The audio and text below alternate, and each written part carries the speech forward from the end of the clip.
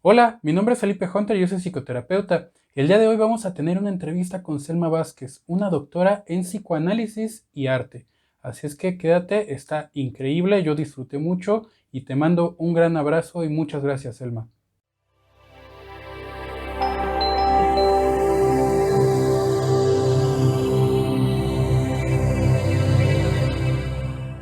Qué gusto tenerte por acá, Selma.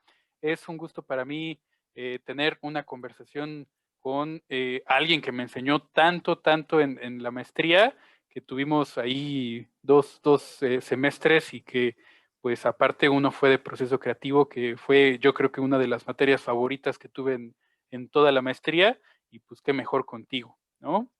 Entonces, Pues muchas gracias por la invitación. Selma Vázquez es una excelente amiga mía. Fue mi maestra en 2 semestres, como ya escucharon. Es psicoanalista, le gusta mucho el psicoanálisis, tiene una maestría y un doctorado, una en psicoterapia psicoanalítica, la maestría, y el doctorado con mención honorífica de psicoanálisis y arte. ¿Es correcto? Correcto. Y pues ya llevas un buen rato trabajando con pacientes, ya llevas un buen rato con tu práctica clínica y pues actualmente ahí sí, platícanos qué estás haciendo. Actualmente estoy confinada, como casi todos, y bueno, lo que cambiando el encuadre de los pacientes, porque ahora es diferente por esta irrupción de la pandemia, ¿no? Y bueno, seguimos con la clínica y tratando de adaptarse a esta nueva forma de continuar con el psicoanálisis. Y en eso estoy. Muy bien, pues es algo que se veía venir en el sentido de que pues ya había varios trabajos con respecto a las intervenciones por videollamadas o por teléfono y había algunas personas que se resistían dentro del sector psicoanalítico, pero otras que pues, ya se habían superadaptado a esto desde antes de la, de la propia pandemia, pero pues que ahora a todos nos ha obligado.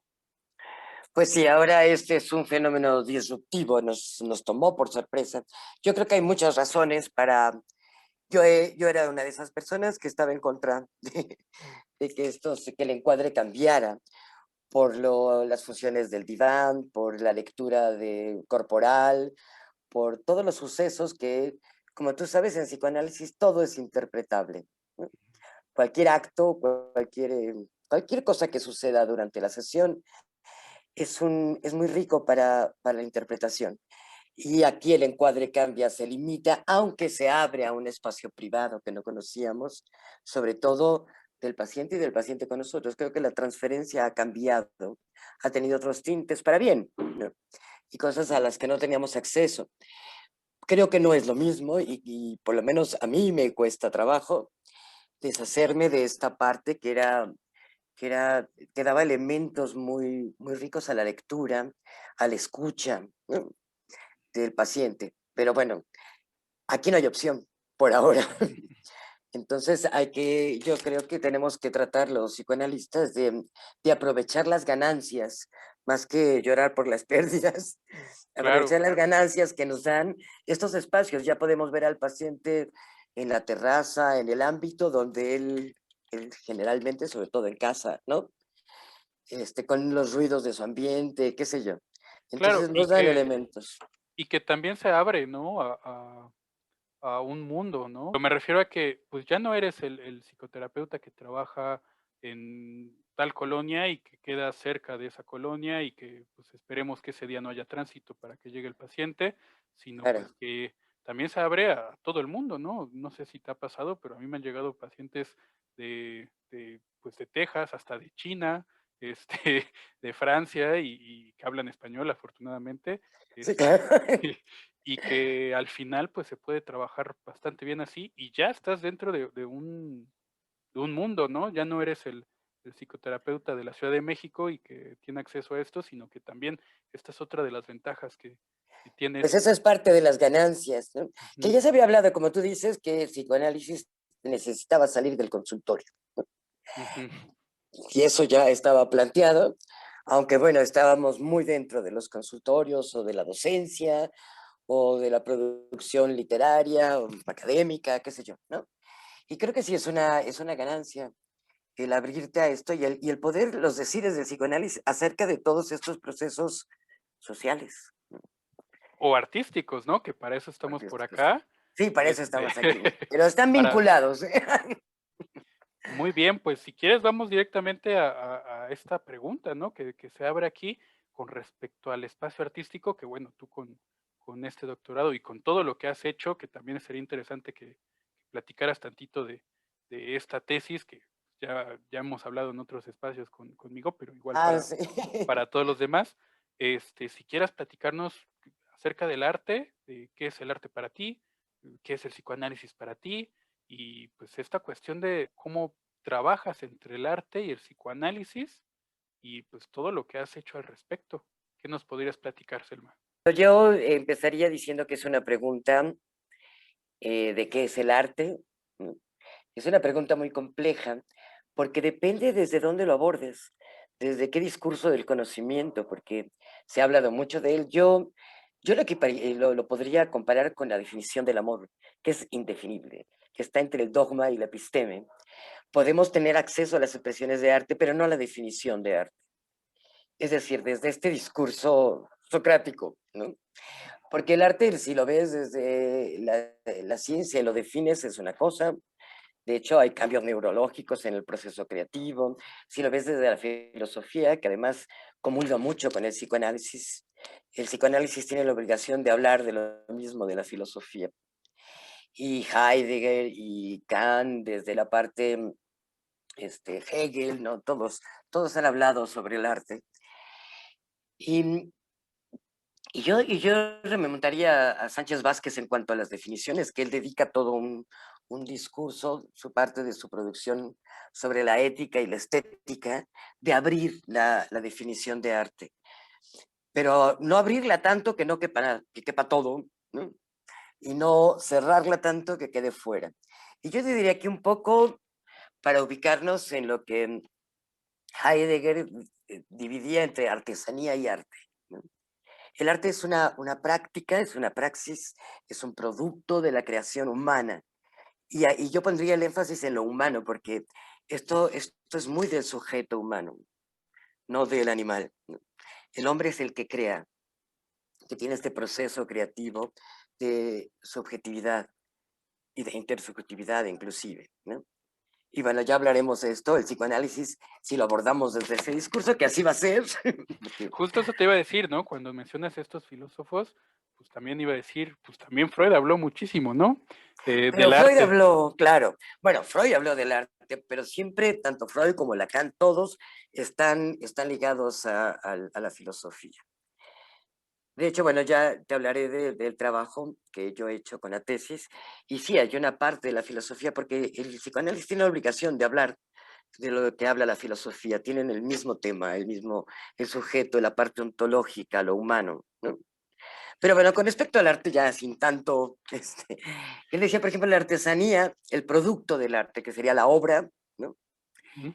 En todas sus facetas, la artesanía, si bien puede tener toda la calidad estética, y hablamos de bello, ¿no? Etcétera, toda esa calidad estética, la intención, el origen es porque tiene una utilidad. Es decir, la artesanía, un plato, ¿no? Un vaso, tiene una utilidad práctica y puede estar manufacturado de la manera más artística, ¿no? Pero tiene la finalidad de utilidad y es repetible. Se pueden hacer varias, ¿no? Ujú. Este no cabe en el arte. El arte es algo que no persigue esta utilidad y es único y es irrepetible. Una obra es única. Entonces, un poquito para ir concretando esto que nos vas diciendo, por una parte es un proceso humano, ¿no? Para empezar, el arte, un Netamente proceso humano. humano que tiene que ver con la creación y que no tiene un valor utilitario y Exacto, tampoco es irrepetible, exacto. Sí, o más no es bien es irrepetible. irrepetible. No es, sí, es irrepetible. Es una obra. Y entonces hablaríamos del psicoanálisis. ¿Qué maridaje hay entre el psicoanálisis y el arte? Que ese es el discurso del que queremos abordar el arte. ¿No? A ver, vamos Y el para allá. psicoanálisis Claro. Y consideramos entonces al psicoanálisis como un heterónimo del arte. Y el psicoanálisis reconoce al arte como una práctica singular y producto del proceso creativo, del acto creativo que se da en la psique humana.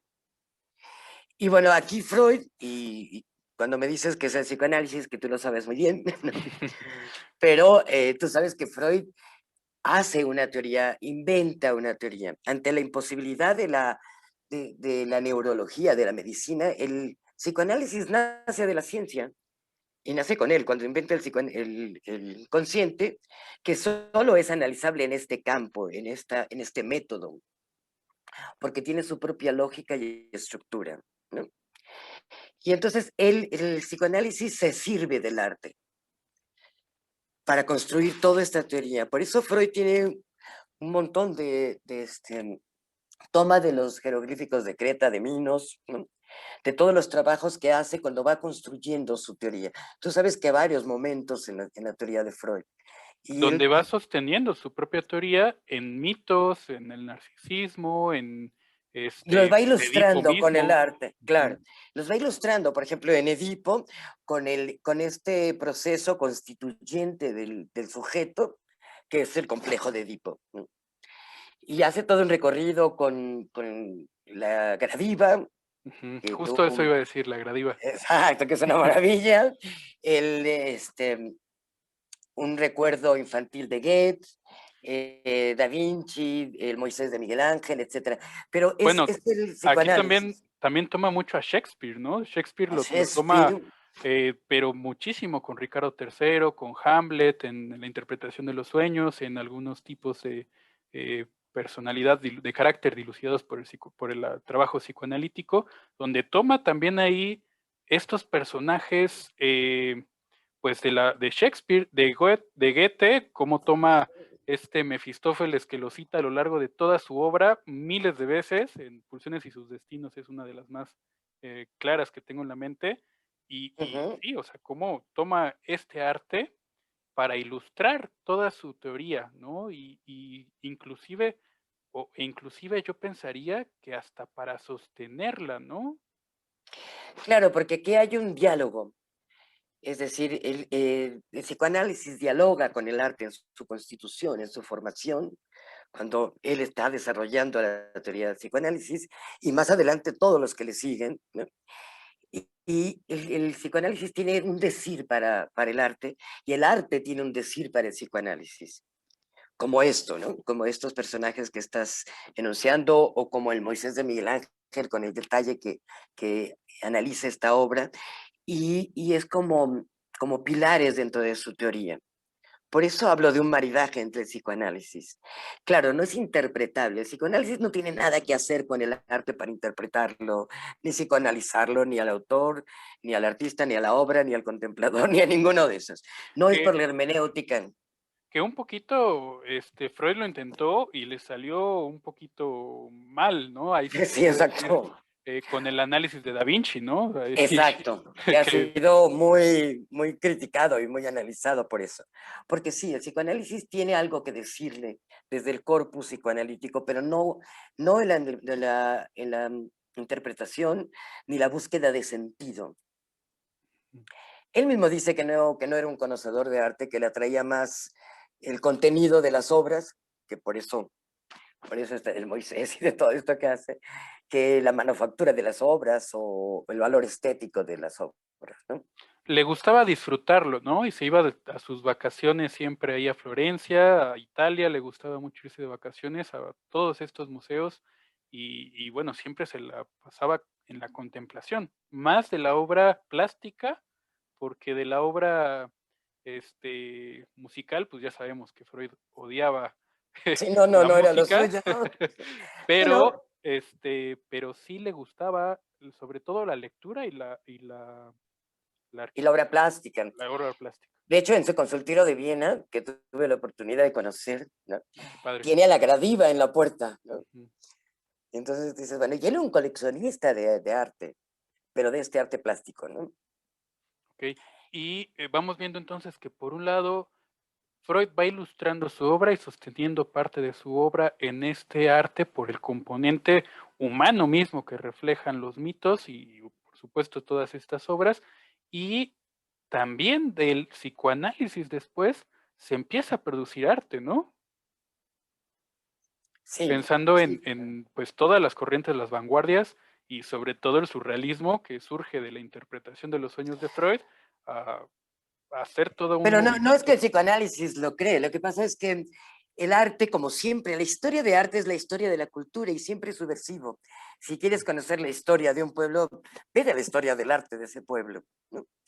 Y entonces cuando viene Freud con este método, cuando inventa el inconsciente, esto influye en el arte también, y entonces viene el surrealismo, por eso Breton y Dalí y todos ellos, como que Freud les da el permiso, la apertura para empezar a pintar de manera diferente, para sublimar esto que Freud decía, ¿no? Aunque él no estaba tan de acuerdo porque ellos le atribuyen este cambio al nacimiento del psicoanálisis, ¿no? Y bueno, habría que ver las entrevistas que tuvo con Bretón y cosas así. Él no quería ser usado para eso, pero el arte, sí, la historia del arte va a acompañar a la historia del psicoanálisis cuando en el siglo XX empieza todo esto, ¿no? Y bueno, sabemos que el arte pasa por varias corrientes y procesos, y que por eso su valor estético es subjetivo, tiene que ver con la época, la geografía, etcétera, ¿no?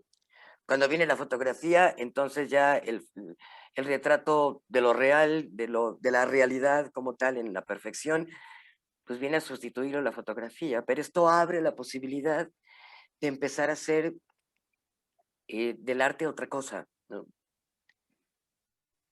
Pues está, Entonces el psicoanálisis tiene que ver con eso. claro, está súper interesante todo esto que platicas.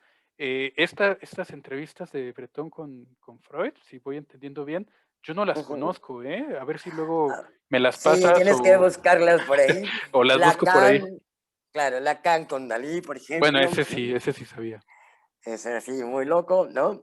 De hecho, Freud no estaba muy bien con Breton, ¿no? Porque él lo cita y dice que le ha dado permiso de poder pintar el inconsciente, sus sueños, sus fantasías, etcétera, ¿no?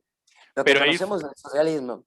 ahí a lo mejor yo me voy a aventurar, pero como ahí escucho un Bretón un poquito más viajado, ¿no? Y un Freud un poco más centrado, de Claro, decir, bueno, a ver, yo puse mi teoría y ahí está la interpretación de los sueños, pero no vamos a hacer esto una cuestión de interpretar el arte o de seguir con todo exacto. este movimiento, pero no podemos decir que no influye, porque por supuesto Claro que que ahí influye. influye totalmente, ¿no? Totalmente, claro. Él no lo hace así porque esa no fue su intención. Freud lo que hace es una teoría, y desarrolla una teoría desde su formación médica, ¿no? Muy universitaria, muy ordenada, a diferencia de Lacan, ¿no? Ujú, Que Lacan a propósito dice, la voy a hacer toda desordenada para ver quién me entiende, ¿no? exactamente. Y así es, ¿no? Pero Freud no, Freud trata de hacer todo un esquema, inclusive, Muy trata de metódico, ¿no? muy metódico y poner esquemas como si fueran aparatos del cuerpo, trata de hacer pues, el famoso esquema del peine, ¿no? Para ver, este es el aparato psíquico, ¿dónde está? ¿Quién sabe? Pero el aparato respiratorio es este y este es el psíquico, etcétera. Y bueno, va cambiando toda esta parte y va creciendo con ella, ¿no? Claro, pues a partir de ahí vemos cómo hasta cierto punto Freud, si bien se sostiene en el arte, y hasta cierto punto vamos a ver cómo Freud llega a influir en el arte, pero también se quiere marcar cierta distancia del artista y de una cuestión más en el soñar, sino más bien aplicarlo a un método muy estructurado y muy metódico que él siempre defendió hasta los últimos días, ¿no? Exacto, porque de todas maneras yo sí creo que el psicoanálisis tiene decires, un decir sobre el arte, no sobre el artista ni la obra, ¿no? Pero sobre el proceso creativo, por ejemplo, del artista, que eso es muy interesante, que es muy singular, ¿no? Que si bien obedece, si vamos desde la concepción de Freud del proceso creativo a una sublimación de la pulsión sexual, ¿no? En algo culturalmente aceptable, no sexuado, etcétera. Esta capacidad de sublimación que no es de todos, Es de pocos, ¿no? Es de pocos más bien. Bueno, él dice que, que los artistas es una parte privilegiada, sí, pero la capacidad de sublimación, si lo hagamos bien o no, de todas maneras, esto no está tan desarrollada en todos, ¿no? Por eso la psicosis, por ejemplo, ¿no? O Claro, la somatización, o cosas así que ahora están muy en el presente, ¿no? claro. En el Completamente de acuerdo. confinamiento y cosas así. Entonces, bueno, yo creo que después Lacan habla mucho, por ejemplo, Freud atribuye el proceso creativo a la sublimación, ¿no? Que es como un desahogo del inconsciente. Por eso la creatividad está en el sueño, en los sueños diurnos, en el sueño nocturno, en la mentira, en el chiste, en todo eso está la creatividad. En el juego, ¿no? Porque el adulto sigue jugando, pero juega esto, ¿no? Y el sueño también como una producción, ¿no? Como una creación del inconsciente. Y Exacto. hasta qué punto se puede así asociar o asimilar un sueño como una producción artística, porque es único, es un proceso humano, es creativo, es irrepetible, que a Exacto. veces hay algunos sueños que se repiten, pero bueno, eso tiene más que ver con la música que también el arte, ¿no? Pero Es eso, otra cosa. se podría asociar también como un sueño, como una obra de arte. Pues yo creo que sí, pero por eso el abordaje sobre la definición de arte, de qué es arte y qué no es arte, es Es muy importante. complejo, porque en la parte coloquial, por ejemplo, ¿no? Todos pensamos que arte es como la perfección, entonces el arte de amar, el arte de hablar no es un verbo, ¿no? Por eso te decía que el arte es como el amor, no se puede definir, está entre el episteme y el dogma, o sea, no puedes decir esto sí es arte y esto no lo es. Yo creo que está en el origen, en esto que, y ahí sí otra vez te cito a Heidegger, en esto de que, ¿con qué intención este producto de mi creación, ¿no? Es porque yo lo quiero vender en internet, quiero que lo venda Amazon, ¿no? Algo así, ¿no? Quiero Que que hay, sirva para algo, ¿no? que bueno, ahí también hay un valor artesanal, por así decirlo, pero pues es que está bien difícil, porque al final también el artista tiene que vivir de algo, ¿no? Claro, pero bueno, pero el que tenga un valor artesanal sí lo saca del arte, y la artesanía es arte, ¿no? Mm. Pero le da yo que diría, esta otra categoría que le da Heidegger de artesanía. Y no se refiere a que demerite su valor estético, es decir, que puedas apreciar la belleza, ¿no? O la técnica utilizada, los materiales, el manejo, ¿no? En todo esto, que se valora mucho en el arte, ¿no? De Ok. la parte formal del arte, que no tiene que ver con la parte psicoanalítica, ¿no? No demerita la belleza, pero por eso es tan difícil definirlo. Y por eso tantas discusiones durante siglos. Por eso esto es tan subjetivo que tendría que ver lo que era arte en el siglo XIX, ya no es arte ahora, ¿no? O el arte posmoderno, ¿no? Es así como que mucha gente lo rechaza, ¿no? Como que 3 puntos, 2 líneas, eso es arte, ¿no? Ujú. Por eso es tan Como todo subjetivo. esto posmoderno, ¿no? Todo el movimiento Ujú. posmoderno donde Todo el movimiento posmoderno, bueno, este movimiento hiperrealista también, o el contextual, ¿no? Y que no sabemos si entra o no entra, porque la valoración es muy subjetiva y es histórico-social, ¿no? oye, y ahí nos estamos acercando un poquito a lo que tú hiciste con respecto a una obra de hiperrealismo, ¿no? No sé si Sí, nos quieras exacto. platicar un Bueno, eso poquito de esto. te platico un poco porque, bueno, es una investigación que ahora estoy trabajando sobre ella para poderla aterrizar, para que sea la lectura de más, Eso. porque está plagada de, como tenía que ser, de terminología psicoanalítica y bueno, que a nosotros nos parece bien, pero es un círculo pequeño, ¿no? Entonces estoy tratando de aterrizarla, de aligerarla para que pueda ser comprendida por más personas. ¿Y piensas sacar un libro de esto? Estoy entendiendo. Exacto. Oye, Sí, estaría sí. increíble, pues cuando lo logres sacar ya al mercado, sería el primero en comprarlo yo, ¿eh? Ah, Avísate. muy bien, me parece muy bien. Fíjate, esta es una investigación sobre arte, porque además las investigaciones de arte sobre arte también allá hay unas categorías, ¿no? Es decir, esta investigación, como es desde el psicoanálisis, sobre todo sobre la mirada en la concepción lacaniana. Entonces, por eso es que está plagada de tanta terminología y Claro. un tejido epistemológico, filosófico, etcétera, ¿no? Para poder hacer esta investigación. Es cualitativa. Y el título de esta investigación es La mirada del mural de los 7 crímenes de Rafael Cauduro. Es un mural impresionante que está dentro de la Suprema Corte de Justicia, que está en el centro, tú sabes que está ahí en Pino Sí, sí. Suárez, ahora todo bardeado, ¿no? Y que es un recinto público. Y a mí me gusta mucho porque la elección de esta obra, yo la elegí porque está muy cerca de lo real. Un poco lo que Levinas decía, que el arte tenía que bordear lo real, tenía que tener una relación con lo real. El imperialismo va más allá de lo que puedes ver del concepto de belleza, etcétera, ¿no? Yo creo que es más sublime, si lo dijera Kant. Ok. Bueno, y con la tradición del muralismo mexicano, que tiene una implicación histórica social, y que México fue el pionero en esto. Y mundial, ¿no? O sea, A nivel mundial, fue el pionero en hacer un mural con Orozco, ¿no?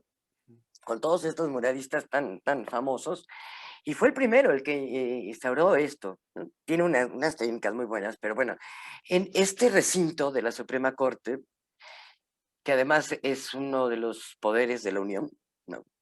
Entonces es un recinto importante. Ahí hubo desde que se inauguró la Corte, está llena de murales, tiene un acervo cultural impresionante, y se inaugura con un mural de Orozco, ¿no? Sobre la justicia, etcétera. Que además quien tenga oportunidad de verlo, yo sí lo invito a que lo vea. Hay visitas guiadas, no creo que ahora, pero cuando se abra, hay visitas guiadas personales, ¿no? que de hecho, creo que ahora que recuerdo de la maestría, nos quedamos con un pendiente de ir con el grupo de la Con maestría, el grupo que nos organizaron, quedamos de ir. Pero que bueno, tú pues nos ibas a dar el recorrido. claro, es que Esperemos que después se pueda concretar, y si no es con el grupo de la maestría, que por supuesto los podemos invitar, yo tengo otros amigos con que estaríamos encantadísimos no, de es ir excelente. No, contigo. no sabes qué es rico, porque todo el edificio está lleno de murales. En el 2009, Cauduro, que es un pintor mexicano, ¿no? A él lo invitan a una de las escalinatas, son 3 pisos de la corte, a que en los muros de una escalera, de un ala de la corte, haga un mural. Lo invitan a él y le invitan a Nitishagua y a Diego, a varios, ¿no? Porque son cuatro escalinatas. Y él lo hace, pero la consigna es que ejemplifique la justicia, ¿no? Que la ponga en el muro. Y él hace una contrapropuesta y pone la injusticia. Ok. Y entonces por eso se llama los 7 crímenes capitales, que son la violencia, la tortura, la represión, el homicidio, la violación, ¿no? Y, y ahí le pega a la corte con, con los juicios viciados, los expedientes viciados, esos que se acumulan y que no salen nunca, ¿no? Que están ahí todos esos casos que están en demora para ser resueltos. Y entonces, bueno, no te voy a hablar de la técnica porque, bueno, esto nos llevaría a una investigación que se llevó unos añitos. Y bueno, la investigación era sobre la mirada del concepto psicoanalítico. Es decir, la mirada, no la capacidad del ojo de ver, sino esta mirada que proviene del inconsciente y que es la satisfacción de la pulsión escópica. Es una mirada inconsciente, no es esta capacidad de abrir los ojos y adquirir una imagen, ¿no? Lacan tiene toda una propuesta de lo que es la mirada en el psicoanálisis. Sí, que se Entonces, relaciona mucho con la mirada de la madre, y de ahí va surgiendo que es del estadio del toda la teoría. espejo, etcétera, etcétera, toda la pulsión. Y en el arte, en el arte siempre está, ¿no? Pero mi investigación fue acerca de si había o no una contingencia entre la mirada de la obra, no del artista, sino de la obra, del producto, y la mirada del contemplador de la obra, sobre todo ante este real. Entonces, bueno, esta investigación, te digo que es cualitativa, se llevó a cabo mediante dispositivos donde los que contemplaban la obra de Cauduro, que es monumental, ¿no? Tendrían que escribir un relato sobre presente, pasado y futuro con esta visión diacrónica de lo que más les llamara la atención de la obra, si podían contemplarla o no, etcétera, ¿no? Para ver todos los cambios que se daban en el cuerpo los cambios psíquicos que se daban en el cuerpo del contemplador de esta obra. Y sí había una contingencia entre la mirada de la obra y la del contemplador. Y bueno, no te voy a contar los resultados porque Pues esos vienen en el libro, muy bien, nos vas a dejar en el bien libro no. picados. No, pero hay una conclusión de que se obtuvo de todo esto, Claro, de leer lo que todos, siempre fueron jóvenes, estudiantes de leyes inclusive, que visitan el recinto y entonces van contemplando todo el acervo cultural, aparte de que pasan al pleno, qué sé yo, ¿no? Pero era sobre este mural en específico, hubo muchísimos, más de 100 participantes. Y de ahí se hace hice un análisis sobre lo que Lacan llamaba el, qué pasaba con el campo escópico, qué es lo que querías ver y por qué, la deposición de la mirada, quién deponía la mirada, qué seleccionaban, etcétera. Hay un montón de resultados muy, muy interesantes. pues suena muy interesante y te repito, o sea, yo creo que este libro cuando lo saques puede ser un éxito total y yo quiero estar ahí también. Entonces, este, solo avísanos cuando ya esté listo y ahí yo voy a estar. Está muy interesante y aparte, ahora que traes a colación esto de la mirada, creo que eso es algo que sí se ve dentro de la técnica virtual, ¿no? Mm, Inclusive ahorita que estamos teniendo esta videollamada, antes nos veíamos directamente a los ojos teniendo esta mirada y ahora estamos viéndonos a través de una pantalla, pero ya no es directamente a los ojos porque no estamos viendo la cámara que está apuntando. Entonces es algo que seguramente está influyendo y que hay que tener en cuenta, ¿no? Hay que considerarlo dentro de este nuevo encuadre virtual y bueno, un poquito aterrizándolo dentro de tu obra. Yo sé que no nos vas a dar los resultados totales de esta investigación que tú haces, pero no sé si nos pudieras dar un spoiler, así aunque sea chiquito, de ¿De lo qué? De que los encontraste, resultados. de algo que hayas Bueno, mira, encontrado. pues hay varios fenómenos que se pueden analizar desde el campo de la pulsión escópica, ¿no? Que es esta generación de esta mirada, cuando una parte del grupo solo elige ver algo de todo. Por ejemplo, yo te estoy viendo ahora y a lo mejor si me preguntas, oye, ¿viste el cuadro que tienes detrás de ti, ¿no? De este hombre que está para allá, yo te diga, ¿cuál cuadro? Nunca lo vi. ¿Sí me explico? Claro, Por algo nunca lo vi, ¿sí me explico? Bueno, y que con estas, por ejemplo, mi investigación, cuando estás viendo escenas que tienen que ver con el cuerpo, es decir, como violación, represión, cárcel, ¿no? Entonces, esto los participantes no querían verlo. No lo podían ver porque te convierte el cuerpo en objeto del otro. Un poco como como Sade, ¿no? De yo tengo el derecho de hacer con tu cuerpo lo que yo quiera. ¿No? Entonces, bueno, esto toca en lo real y esto fue depuesto por los participantes. No todos lo vieron. y una pregunta aquí, ¿sería como una cuestión de más una negación, una renegación, que sería como un componente un poquito más apegado a la perversión? Sobre todo porque aquí estamos tocando la ley, la justicia y pues Hay este muchas cosas que además componente, tienen mucho que ver. eh, De hecho, en este recorrido hay un capítulo, ya lo vas a ver porque vi que hiciste un programa sobre eso. En este recorrido ¿qué tiene que ver la justicia, la ley, con el psicoanálisis y los crímenes? Y ujú. cómo se leen los crímenes superyoicos, hay un montón de cosas. Y es interesantísimo esa parte que tiene que ver con esto que te digo del mural. Hay un capítulo dedicado a eso. Ok, Que también allí hay un maridaje, y yo digo que exánime, entre la pues ley mira, y el yo creo que psicoanálisis. cuando ya salga el libro, ahí sí hacemos un nuevo programa, Sí, pero mejor. enfocado únicamente a esto y Exacto. y pues que seguramente quedaría increíble como que tú misma nos lo llegaras a platicar de primera vista y que también ya nos digas dónde podemos conseguir el libro, ¿no? Para Sí, que no, bueno, no nos todavía falta quedemos, porque este es un trabajo pandémico. nos vas a dejar a todos intrigados y pues ya cuando salga ya mejor hacemos otro y nos vamos Solo te diría, por ejemplo, que de por allá. todo esto hay un discurso que unifica a una parte como en un inconsciente colectivo, haz de cuenta, ¿no? Y generalmente el discurso fue histérico, Ok. es decir, como un reclamo al amo.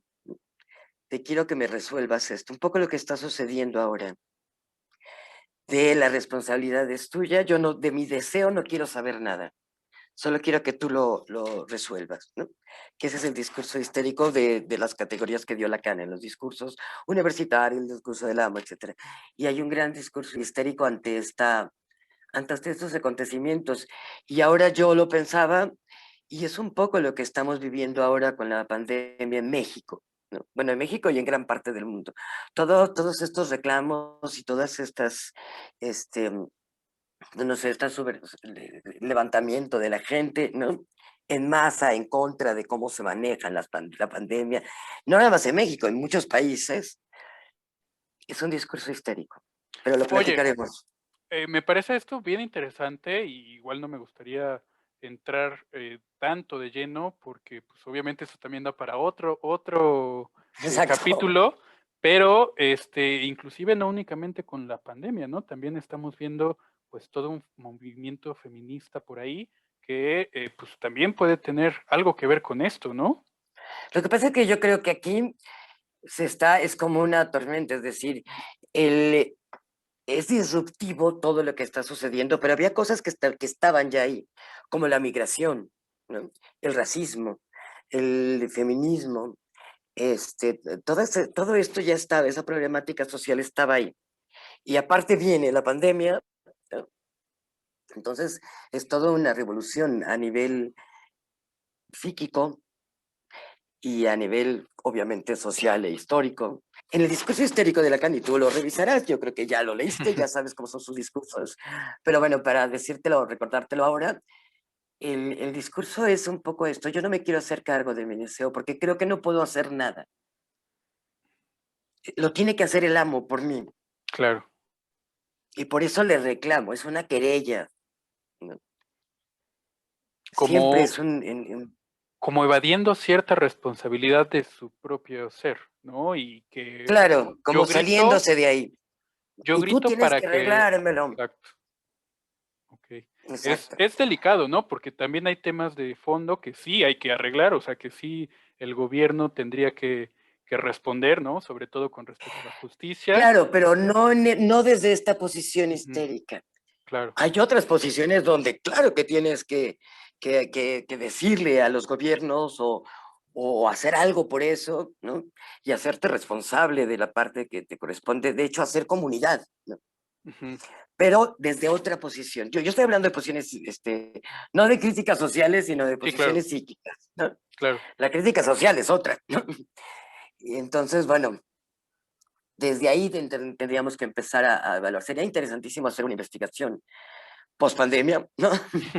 O estar recolectando información para después poder analizarla desde el corpus psicoanalítico, ¿no? Estaría muy interesante hacer eso. A lo mejor si terminas rápido tu libro, ya tienes tema para otra otro libro por ahí. Pero esto debe ser colectivo porque Sí, yo, claro. pero bueno, es algo interesante. Entonces, sí, yo creo que sí, después podríamos platicar. Hay mucho que hablar sobre las investigaciones en arte, pero sobre todo estas investigaciones de campo, Claro. del sujeto que contempla, de la obra de arte, de cómo la contempla, de qué movimientos psíquicos hay, qué resonancias hay en el cuerpo del sujeto que contempla tal o cual obra, ¿no?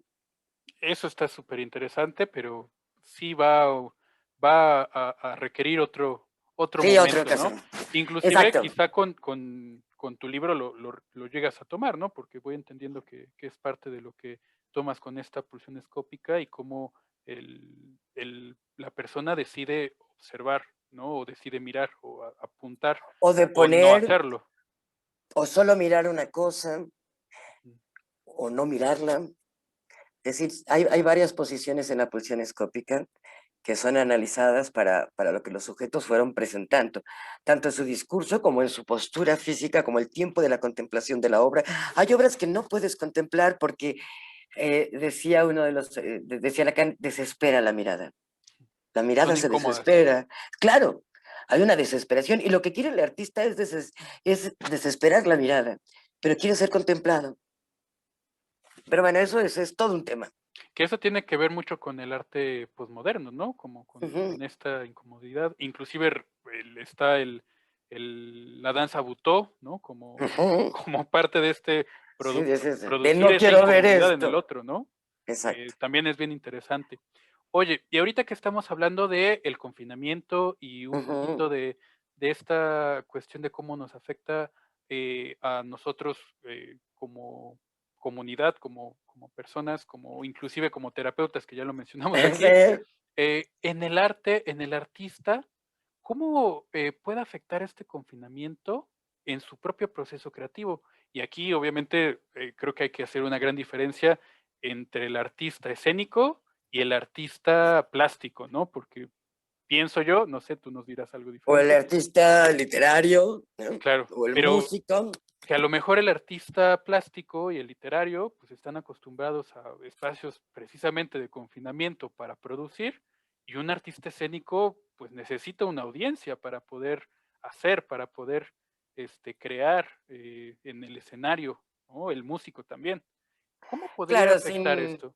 yo te diría, sin separarnos del cuerpo psicoanalítico, que es lo que nos trae, ¿no? En este tu sitio y lo que tú eres, ¿no? Lo que yo soy, yo te diría, en el proceso creativo, que es una sublimación, y Lacan, y aquí está un poco cuando Lacan define el proceso creativo, dice, si bien sí es una sublimación, pero es una organización del vacío.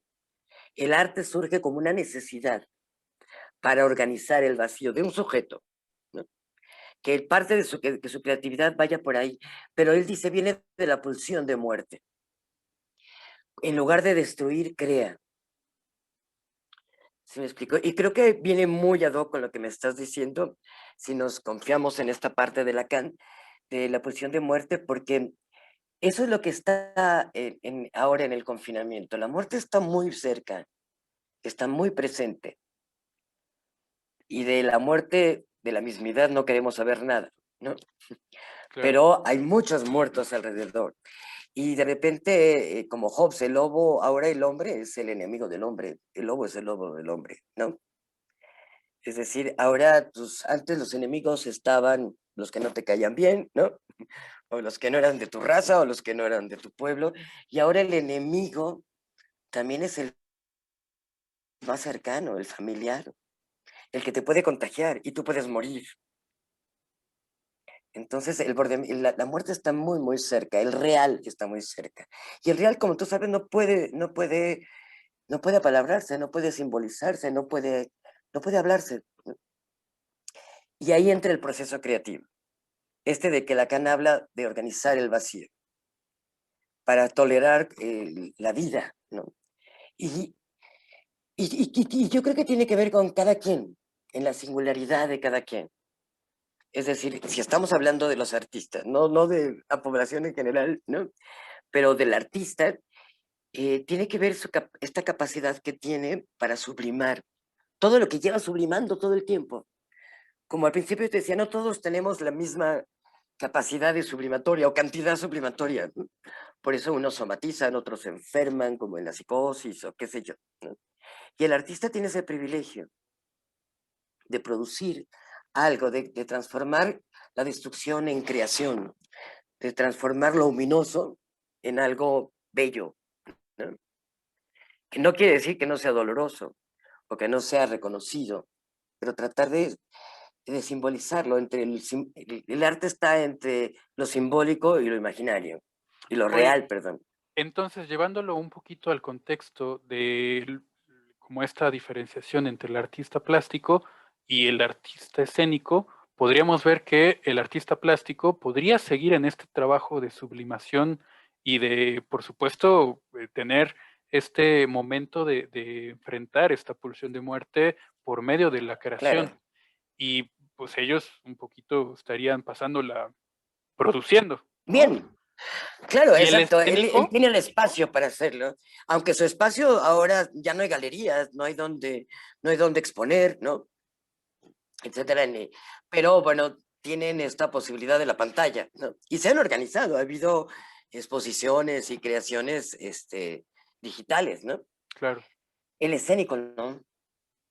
Entonces, El ¿podríamos decir que el escénico escénico lo está. está pasando un poquito más mal, por así decirlo?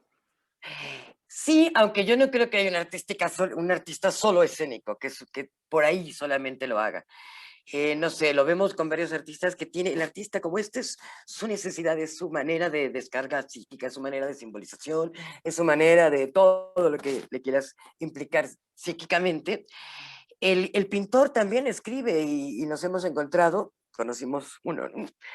el que vimos en la galería, que aparte de pintor era músico, ¿no? Antonio Luquín, ¿no? Antonio Luquín, Exacto, que que decía que él primero increíble era amigo. músico y luego pintor, ¿no? Y hacía música, ¿no? Bueno, de hecho, él está súper activo con la música, ¿no? Él está Exacto. subiendo sus videos a su canal de YouTube. Yo lo sigo y le comento cada que sube un Sí. video y sí está increíble. Y aparte, seguramente está produciendo, porque él no deja de producir su obra plástica. Sobre plástica, claro, y es muy buena sobre plástica, a mí me gusta muchísimo. Y entonces yo creo que el artista no es que esté dedicado nada más al arte escénico, o solo a la pintura, o solo a escribir. Esto surge de una necesidad inconsciente, psíquica, humana, ¿no? En la creación. Es como el juego en los niños. El niño tiene que jugar. Claro. Y es importantísimo el juego en los niños, porque ahí nace la creación, ¿no? Desde que eres Y bebé. esta pregunta nace un poquito porque yo tengo una amiga que es cantante de ópera y pues Ujú.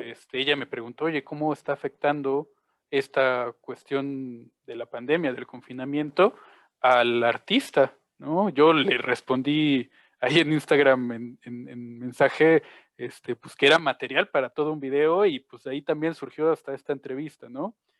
Claro. Este, y en ese sentido, entiendo, y ella seguramente cuando vea esta entrevista también estará pensando en que ella pinta, ella hace algunas otras cosas, pero pues sí, o sea, si su principal vía de Era el canto, es expresión el canto. artística Esa sí era, está.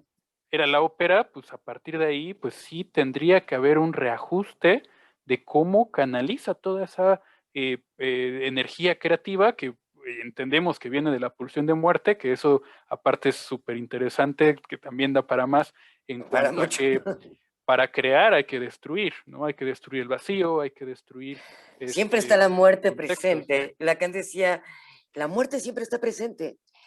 En la escultura la piedra se muere, en la pintura en la falta de color se muere, en la música el silencio muere.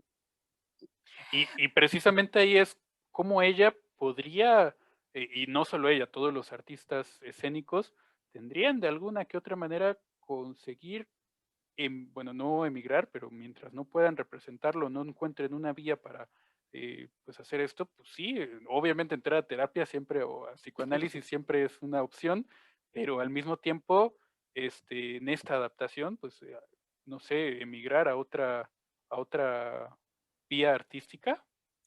Que tú tienes la respuesta, tú acabas de decir la respuesta. Es decir, ahí tiene que ver la creatividad. Ahorita en la pandemia, y ya no hablemos de artistas, de todos nosotros, ¿no? Los humanos así normales. Ay, no. Si no tienes creatividad, no vas a salir de esto, no puedes hacer nada con este vacío, no puedes hacer nada con esta irrupción, ¿no? Digo, te puedes enfermar, ¿no? Y no solo de COVID, te puedes enfermar de lo que quieras, ¿no? Te puedes morir inclusive, ¿no? Puedes caer en una melancolía terrible versus depresión, ¿no? Tiene que ver qué tan creativo. Tú me dices, ella canta, bueno, ahí está en juego otra vez su creatividad. ¿Qué otra cosa se le ocurre? ¿No? Es Sí, esa decir, es a lo pregunta, mejor, ¿no? Esa es pregunta de exacto, análisis, ¿qué ¿no? más? ¿Qué puedes ¿Qué hacer más se con te esto? ocurre? Claro, porque esto que tú haces, que además no puedes dejar de hacerlo. Yo puedo dejar de hacer una artesanía, ¿no? A lo mejor me dedico a hacer cucharitas o a tejer suétercitos, ¿no? Y a lo mejor puedo dejar de hacerlo, porque esto tenía una finalidad de consumo ¿no? y de utilidad. Y lo puedo cambiar por otra cosa o dedicarme a otra cosa. En el arte, en el artista, en el proceso creativo, en el acto creativo, que es más que una praxis, que un destino, ¿no? Es decir, nada más soy cantante, nada más soy poeta, nada, no. Ahí se juega otra vez su capacidad creativa, su capacidad de sublimación, que no puede renunciar a ella. Si es un artista, no puede. Y entonces algo se le tiene que ocurrir, ¿sí me explico? Un poco lo que hablamos ahorita con el psicoanálisis, de bueno, pues si no podemos tener al paciente en el diván, bueno, pues entonces puedo ser creativo. Estaba escuchando unas conferencias que estaban dando también en un Zoom, unos psicoanalistas infantiles, ¿no? De cómo han tenido que cambiar el encuadre para el juego de los niños. Eso Y me tienen que ser parece, muy creativas, ¿no? eso me parece una cuestión de lo más complicado para un psicoanalista actual, sobre todo en el juego. ¿Cómo juegas con un niño ¿Cómo juegas? a Es decir, que través de una se pantalla? pues juegas. Y el que te enseña es el niño. Claro, Porque si alguien es creativo es él. Porque la creatividad es juego. El arte es un sucesor del juego. Y entonces el niño sabe jugar, si lo dejas, ¿no? Si le dejas el juego libre, ¿no? Si le das clases, ¿no? exacto. Y entonces estaba viendo cómo niños han creado espacios. Eso me sorprendió muchísimo de un paciente de una española, ¿no? Que el niño creó, hizo como en su cama una casa como de campaña y metió ahí la computadora, porque ese era su espacio de la terapia. Él creó un espacio. Tenía un espacio en el consultorio, metió sus juguetes, ¿no? Que además siempre son de elección libre, como la asociación Claro, libre. En el juego, así es, yo tengo muchos años trabajando con niños también, ¿no? Y siempre es necesario el juego. Y entonces el mismo niño creó el espacio, ni siquiera el analista. dándole esa Entonces, libertad, ¿no? Que yo creo que eso es lo importante, ¿no? Darle, como siempre, dentro de la asociación libre y sobre todo de la terapia de juego con los niños de modo bueno, la más terapia de libre. juego con los niños siempre es libre, el problema son los papás, que el papá lo dejara hacer eso en su cuarto, ¿no? Es porque eso se enfrentaron también, papás que no, que querían meterse a la pantalla, por ejemplo, de qué estaban hablando, porque el padre siempre quiere saber qué pasa en el consultorio, ¿no? Esos papás siempre son un obstáculo en estos rollos, ¿no? Pero el juego, el psicoanálisis de niños, con la escuela de Klein, el juego siempre es libre. El niño llega a tu Totalmente. consultorio a jugar lo que quiere. Y ahora han sido tan creativos los niños en este encuadre, ¿no? Los casos que presentaban me parecen maravillosos, porque dices, ay, qué dificultad. Hablar con un adulto parece que no es difícil porque tienes una escucha latente, etcétera, ¿no? Y yo te diría, es mucho más fácil con un niño. Ok. Él tiene un super yo menos sádico, ¿no? No lo tiene tan grande. ¿No? Aún, Entonces es lindo. porque Entonces yo creo que, bueno, por eso es niño, ¿no? sí. De aquí a que lo domestiquen y bueno, otra cosa sucederá hasta que llegue a un espacio analítico donde empiece a achicar la parte superyoica, ¿no? Y no sea tan tirana. Por eso con este ejemplo que me decías de tu amiga, la cantante, bueno, si es un artista, no puede dejar de hacerlo y algo se le va a ocurrir. Ya sea en el canto, no sé, hacerse un estudio en su propia casa, ¿no? Yo conozco a un cantante muy cercano que se ha hecho una de las cámaras, hizo un estudio, lo forró, compró su micrófono, etcétera, y está haciendo sus grabaciones ahí con una calidad extraordinaria, él solo, ¿no? Eso está padrísimo. Porque, claro, bueno, ella es cantante, pues puede cantar así y puede exhibir, ¿no? Es decir, se han hecho muchas cosas cuando el acto creativo es el importante. Claro. Porque, ¿qué sucede si no está ahí? Si no, tú sabes que el psicótico no puede hacer una metáfora. Está ausente la creatividad. La creatividad, si nos fijamos en Winnicott, es una forma de vivir. No todos somos artistas, ni todo lo que hacemos es arte, ¿no? Pero sí somos creativos. Claro. Está, Entonces, si estás en el confinamiento y estás sin hacer nada, ¿no? O estás sufriendo porque no puedes cantar o porque no puedes escribir, cosa que es rara. Bueno, lo que pasa con el home office, por ejemplo, ¿no? Que ese no tiene que ver con la creatividad, tiene que ver con el trabajo, ¿no? Con el oficio. Hay mucha problemática con el home office, con estos espacios compartidos. Muchas parejas se han separado, las familias, otras se han unido, otras definitivamente se han roto. Se ha descubierto que los espacios en los que vivían no eran los adecuados, porque solo llegaban a dormir los padres y resulta que no tienen un espacio para trabajar. Es decir, han sucedido muchas cosas en esto de los oficios y la parte laboral, ¿no? Y que ha venido a revolucionar, ¿no? O sea, bastante, pues inclusive, pues ya hablamos de esto nosotros mismos, ¿no? Yo también tenía una oficina, un consultorio físico y ahorita Ya está ya abandonado. lo dejé de rentar, ¿no? O sea, dejé de Claro, rentar mi oficina y estoy trabajando así y también fue todo un asunto del adaptarte, ¿no? Y comprar el material necesario porque los audífonos fueron muy importantes para esto, la cámara, exacto. crear este espacio dentro de mi consultorio, que bueno, en el canal de YouTube se ve como antes aquí había un mueble y, Ya lo que traste. y lo quité y pinté y luego puse el cuadro y pues es parte de esta adaptación que cada uno tiene que ir poniendo. Bueno, este cuadro es reciente, me lo regaló mi hermano en Navidad, entonces Ah, lo muy acabo de bien. poner Está la padre. semana pasada y es el de Friedrich, el de Mm, El hombre contemplando el abismo. Está, ya, está pero padre. no se alcanza a percibir seguramente. No, porque estamos muy lejos. Muy bien. Por Oye, eso ha Selma, sido creativo, dime. ya nada más como para terminar, tenía otras preguntas, pero pues ya también da pie a que mejor después. Solo sí Ujú. me gustaría preguntarte acerca de la arteterapia, porque esto me lo preguntan en el canal Mucho. y gente con quien he llegado a trabajar, que no están tan metidos en psicoanálisis, que ya los estoy trayendo a mi grupo de estudio de Freud, precisamente a que escuchen de Freud que decía y pues, todo esto y me preguntaban qué opino yo de la arteterapia o qué funcionalidad tiene. ¿Tú qué pensarías? Tú que estás más inmersa en este mundo artístico y con estas investigaciones, ¿qué pensarías de la arteterapia? Mira, yo te diría que, y con la experiencia volviendo al psicoanálisis, a la terapia psicoanalítica en niños, esa pareciera que es una arte terapia. Yo creo que, porque tiene que ver con el proceso primario, que el niño está en esto, ¿no?